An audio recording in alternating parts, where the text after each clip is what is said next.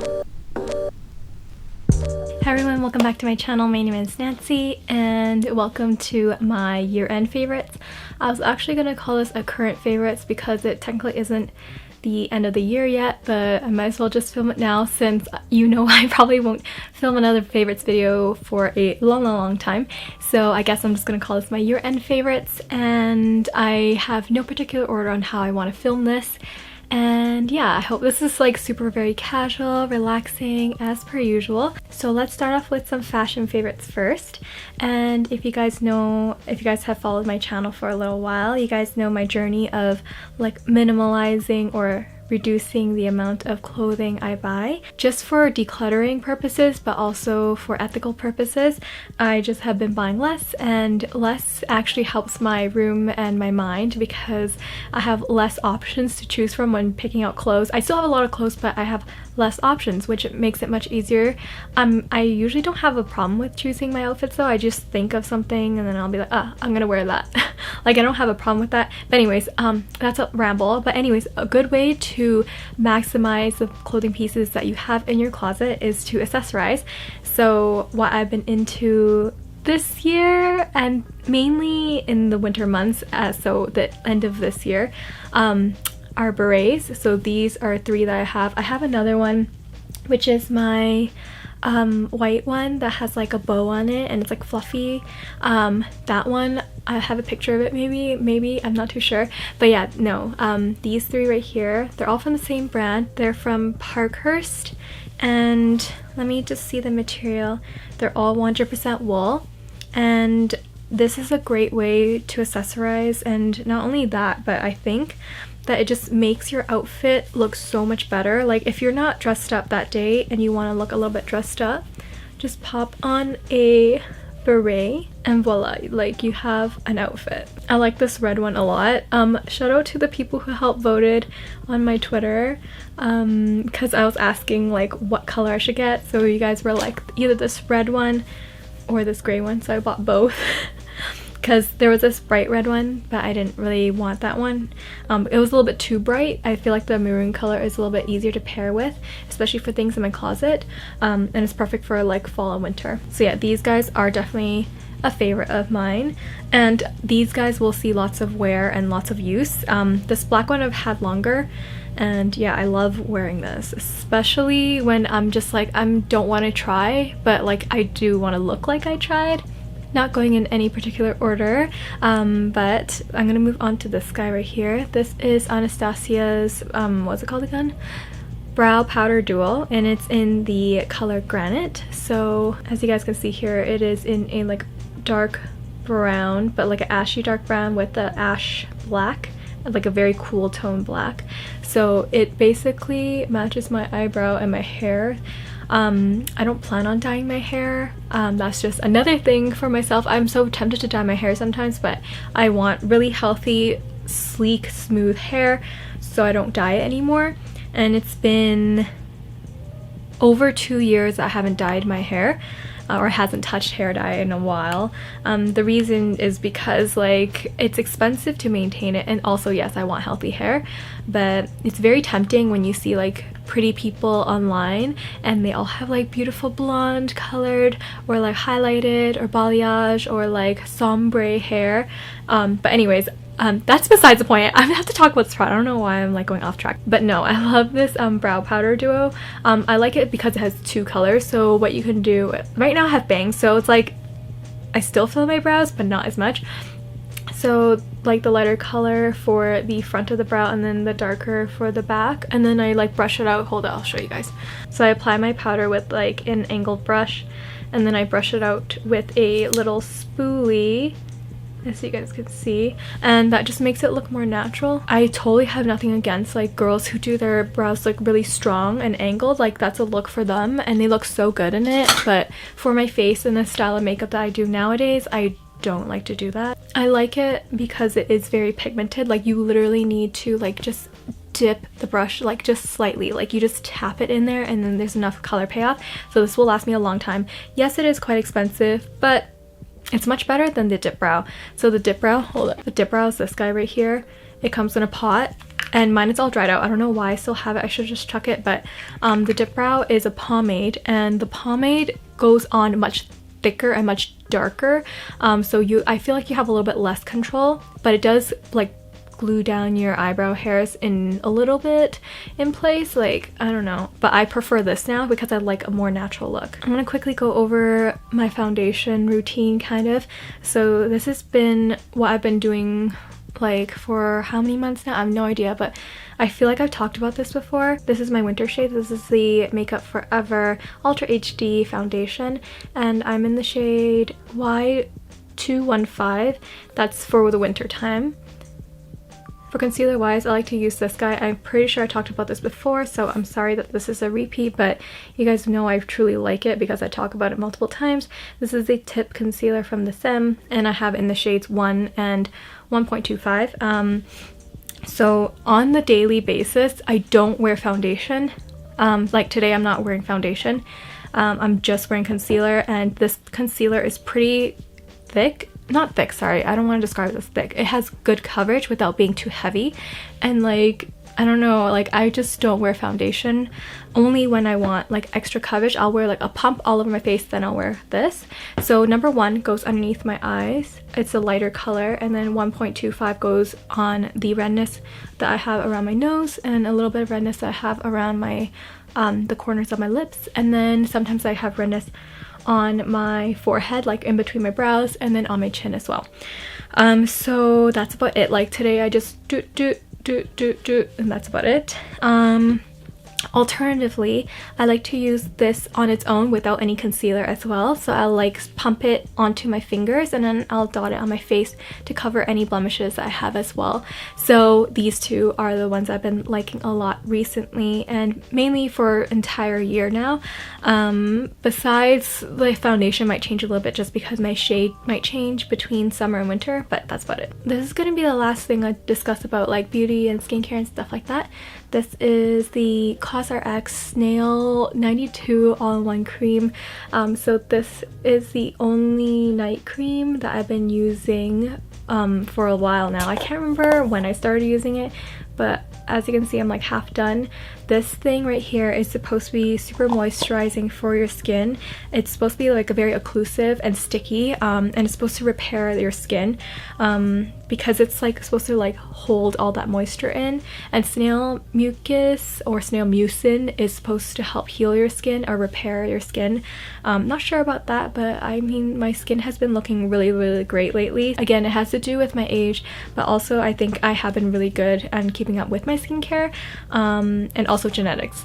Let's not pretend that like I was born with super bad skin here.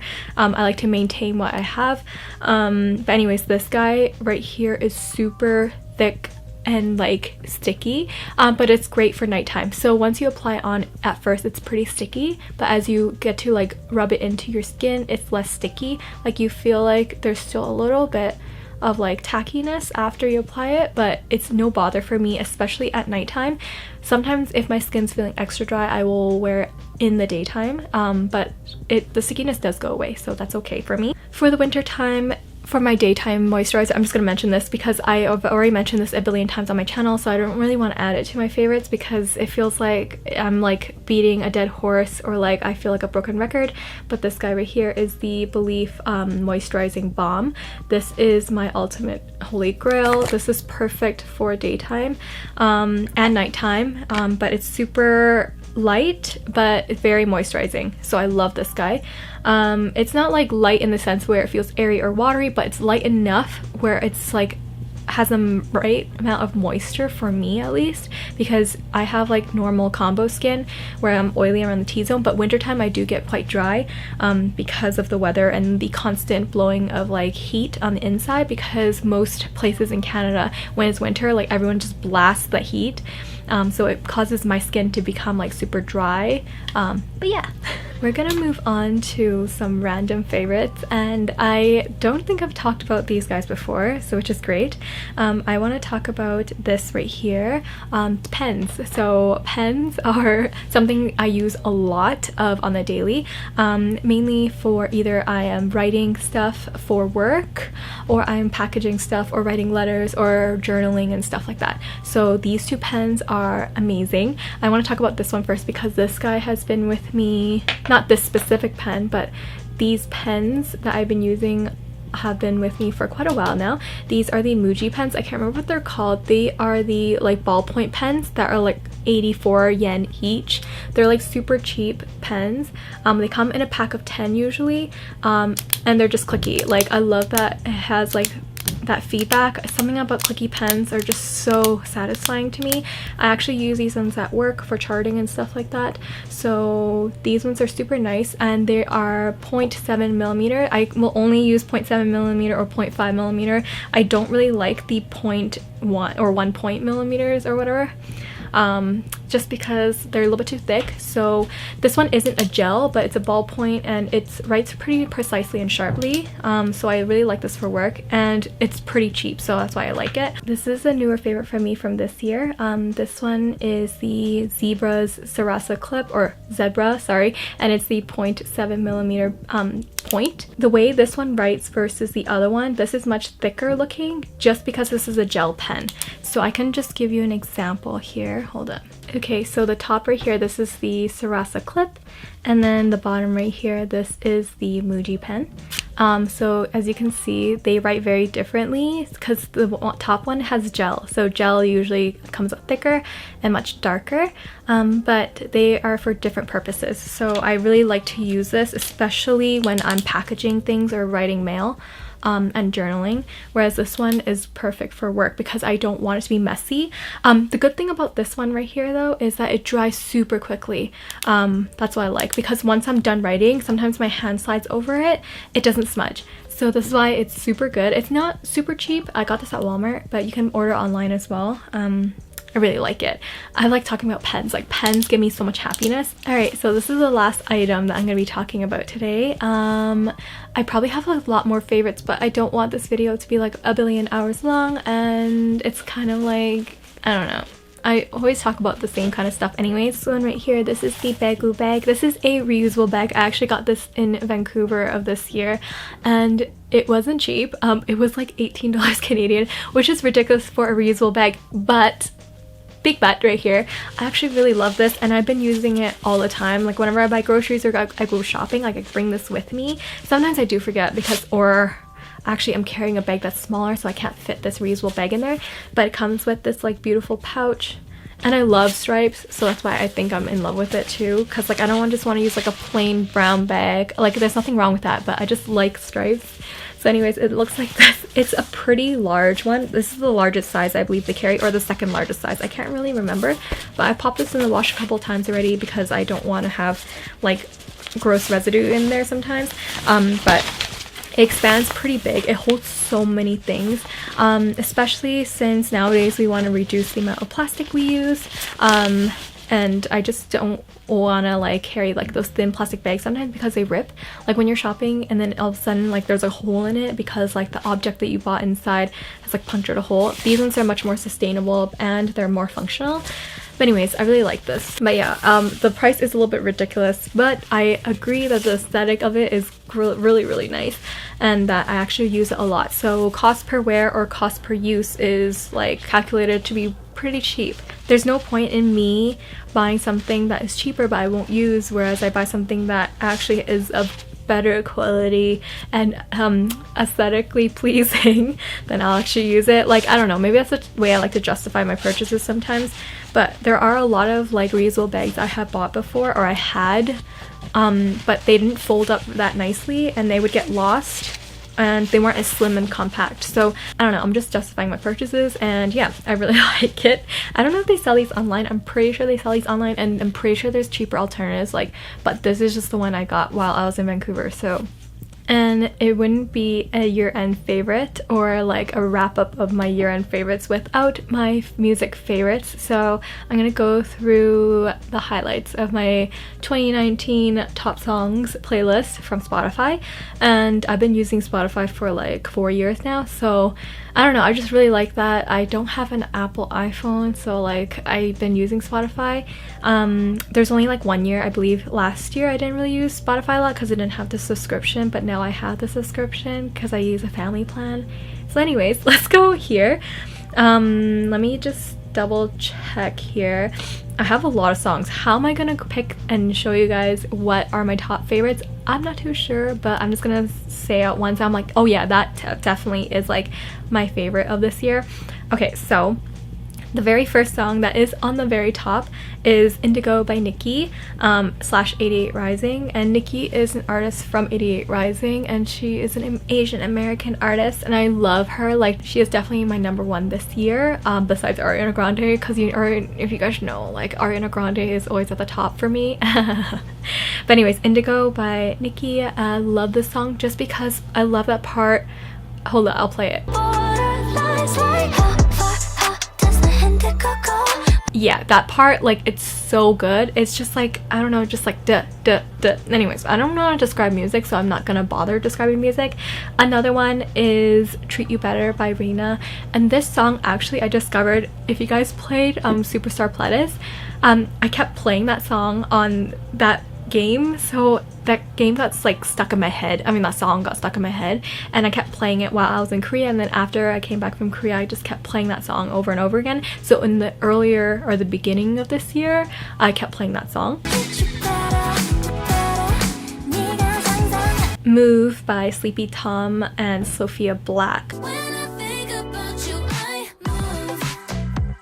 This song right here, actually, I discovered because Michelle Phan was like playing something on her Instagram stories, and then people were asking what it was, and this song is like so addicting. It just makes you feel so good. I just love this song. It just, I don't know, like there's some songs you just like feel so good, and for me, like one of those songs, again, like it probably isn't on my list this year, but Manse by 17, like once I play it I'm just like, oh my god, yes, like it's one of those songs like when you play you instantly just feel good. On here I had my Billie Eilish phase, When the Party's Over. That was such a good song. Like I felt like every time I listened to that song I was like crying internally.